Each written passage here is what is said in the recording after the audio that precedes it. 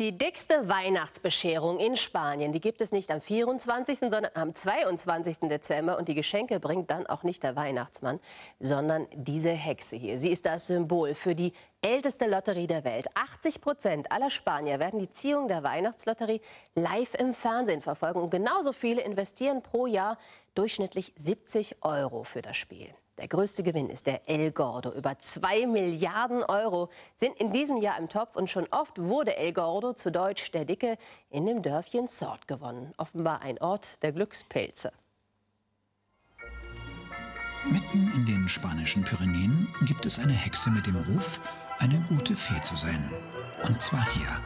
Sort ist katalanisch und bedeutet Glück. In den Souvenirgeschäften des Dorfes sind Hexen der Verkaufsschlager.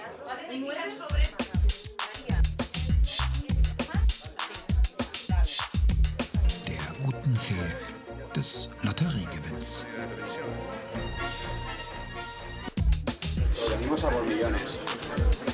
Wegen der Millionen. Warum gerade hier? Na, weil man hier immer gewinnt.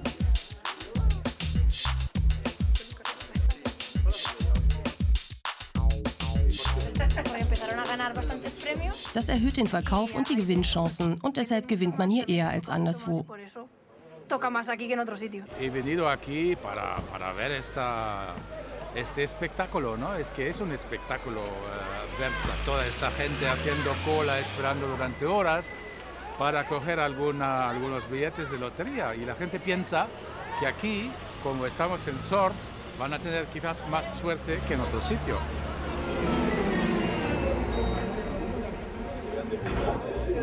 Stundenlanges Warten.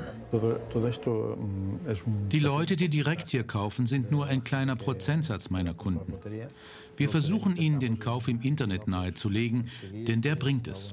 Auf diese Weise erreicht man jeden Punkt in Spanien, in Deutschland oder anderswo.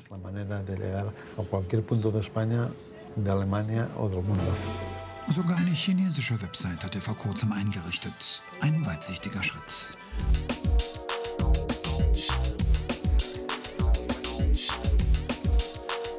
Me ha sorprendido de la manera que es una persona, pues muy, me parece, ¿no? No sé si lo es, la verdad, muy retirada, muy tranquila. Die Illusion, die Gabriel verkauft, sie funktioniert perfekt.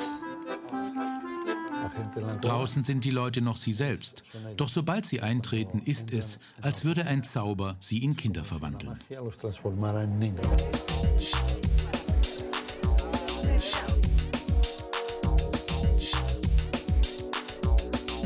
Yo pienso que España es el único país en el mundo donde durante un año la gente paga más para la lotería que el Estado invierte para ciencia y investigación.